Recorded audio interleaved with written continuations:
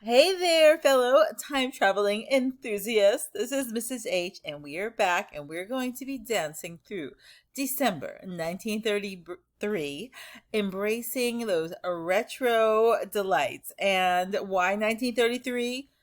And why December? Because I'm following my interests, and this is what I wanted to dig into. So please come along, because I have a feeling you have similar type of interests. We're so glad we're kindred spirits.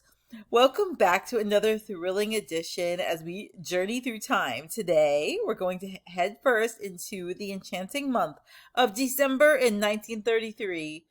Anything bad? We're not gonna mention those things. Where the air is filled with the allure of glamorous movies, delectable foods, and delightful hobbies. Get ready to immerse yourself into the magic of this bygone era. Cue the jazz. Let's start with the silver screen. This is like my favorite, where December of 1933 showed a lot of iconic movies that really have, even today, I think have left like a lasting impression.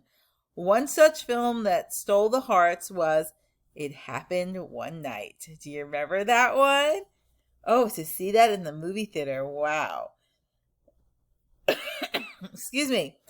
This romantic comedy took audiences on a whirlwind adventure as a runaway heiress and charismatic reporter embarked on a hilarious and heartwarming journey. Well, it was Clark Gable and Claudette Colbert, right? And it was filled with witty banter and unexpected romance. Okay, unexpected. I think we were expecting this. Okay, isn't it? Wasn't there the connection with Clark Gable and Bugs Bunny with this one? It became an instant classic, winning multiple Academy Awards and cementing its place in cinematic history. Would you say that that's a rom com? I've been hearing lately that there's a desire to bring back the rom com. I think in the 90s we had a lot. I loved Meg Ryan in like everything. So I love these romantic comedies. Oh, it's so up my alley. What about you? Another gem that graced the screens in December 1933 was Dinner at Eight, and it was a star studded ensemble drama, and it delved into the lives of high society individuals preparing for a glamorous dinner party. It had sharp dialogue, it had great performances, they say, and a captivating storyline that intertwined personal dramas and societal pressure. And this film became a must watch for people. And a lot of people say it's like the essence of the golden age of Hollywood. I have not seen Dinner at Eight. Have you? Oh my goodness, I have to watch this. Now, let's get into taste buds. This is where we want taste division with the delectable foods that were savored during December of 1933. As the holiday season was in full swing, traditional festive dishes took a center stage. Imagine people indulging in a sumptuous roast turkey. I kind of think of all the things with what was it? A Christmas story? Am I saying? Oh my gosh, with Ebenezer Scrooge. What is that called? A Christmas Tale? I'm going blank. I do Hanukkah. I don't know. But you know that story where they have those the big meal at the end and everything. Oh my goodness. With Tiny Tim. So perfectly seasoned and accompanied by a rich gravies and savory stuffing. And when I think of dressing, okay, I'm digressing. I'm thinking of in the South, like dressing and stuff. Oh, everything means other meanings than it does in New York. So, okay, I'll stay focused. And what's a holiday feast without a medley of delectable sides like buttery mashed potatoes? I like mashed potatoes where you still see the skin on it. You know what I'm talking about? Like with the red. And I feel like it looks like, or even brown, it looks like homemade. I don't care if you just throw that in, it just looks better. Roasted vegetables and cranberry sauce. Do you guys like cranberry sauce? I grew up with the cranberry sauce where you have the lines on it. So I'm like showing you the lines. But I don't really like it because it reminds me of just like this sort of lined jelly. But let me know in the comments if you like the cranberry sauce and if you like it with the lines or without the lines. And of course, let's not forget about decadent desserts like spiced fruit cakes, gingerbread cookies, and luscious eggnog.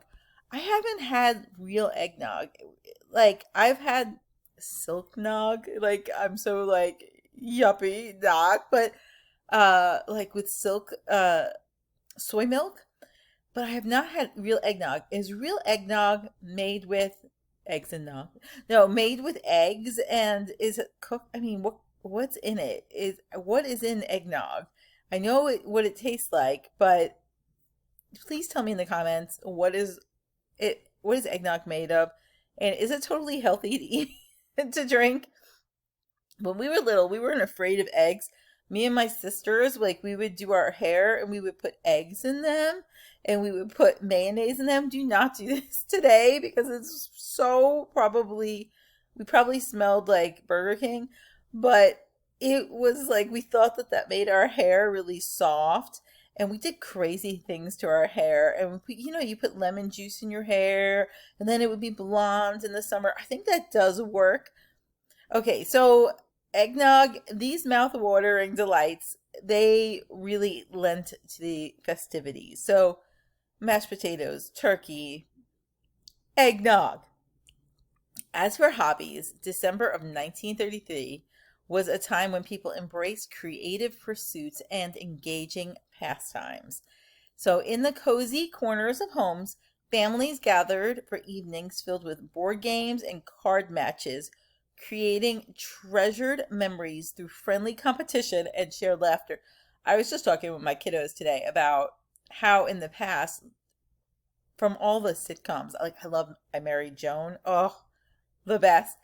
And they'd have bridge, they'd have poker, they'd have the neighbors over, and there was always some sort of shenanigans that would happen, and jealousy and silliness and camaraderie with the people playing bridge, playing games, and things like that. So I don't think we do that anymore. Everyone's just playing Candy Crush. So forget Candy Crush. Go back to playing these games. So model trains chugged along miniature tracks, captivating the young and the young at heart. Have you ever had one of those model trains? My husband loves trains. Mr. H, for fun, he takes me to look at the trains. In the middle of nowhere, you get to go look at the trains, and we have been wanting to do something with trains and maybe put the radio, the old time radio, watching the trains and everything because, oh my goodness, this guy loves trains. And for those with a passion for crafting, knitting, embroidery projects flourished as individuals lovingly created handmade gifts for their loved ones. I think that's coming back. I've heard, and I was talking to my mother-in-law today. We were talking about how it's coming back with young people, that young people want to get back into knitting and things like that. I've always joked that I don't have the best fine motor skills, so I like to do things on the computer. I'm not one for like the details. Like, give me a broad brush. You know, when you have on the computer the videos of people throwing paint at the walls and then they have beautiful art, maybe that would be my cup of tea, but the little details, I don't know, guys. I don't know if I do good in the 30s. So reflecting on December of 1933, we can't help but be swept away by the nostalgic charm and infectious joy of the era. It was a time when movies transported us to captivating worlds, when festive foods delighted our taste buds, and when hobbies brought us closer together. I have to say, I do love the movies of the 30s. I love them. Sorry. I know that we were getting into colorizing old movies, and when we did that, I we had to go back to the ones that were in the public domain. So there were a lot of things in the 30s, movies that most people had never heard of, and I found this treasure trove, and I was like, these are new to me. These are so good. So if you ever just want to like rediscover old movies for the first time, go back to the 30s. Be careful in the early 30s, wink wink, if you know what I'm saying. But especially especially after the codes, those are really good ones. That's what I recommend. So, dear reader, and viewers, let's take a moment to relish in the moment of December 1933. We revisit the unforgettable movies that grace the silver screen, savor the flavors, the cranberry. I feel like I'm ready for like Thanksgiving, but this is December. Holiday meals and rediscover the joys of hobbies that filled the winter nights. Maybe I try. Maybe the big knitting. We were talking about like there's now like you can use giant crochet hooks to knit. Is it knitting for crochet? I think so. Let me know in the comments. But you can use giant ones so it's easier. I think I could do a girls' night like that. And as we bid adieu to this remarkable era, let's carry its spirit of creativity, togetherness, and cinematic wonder into our own lives. Until next time, keep on exploring the retro world with me and embrace the joy of the past. And I hope you enjoy learning about December of 1933. I wish you a memorable journey through time. And just remember, keep it happy, keep it fun, and keep it lively. Please subscribe and give a like and a comment.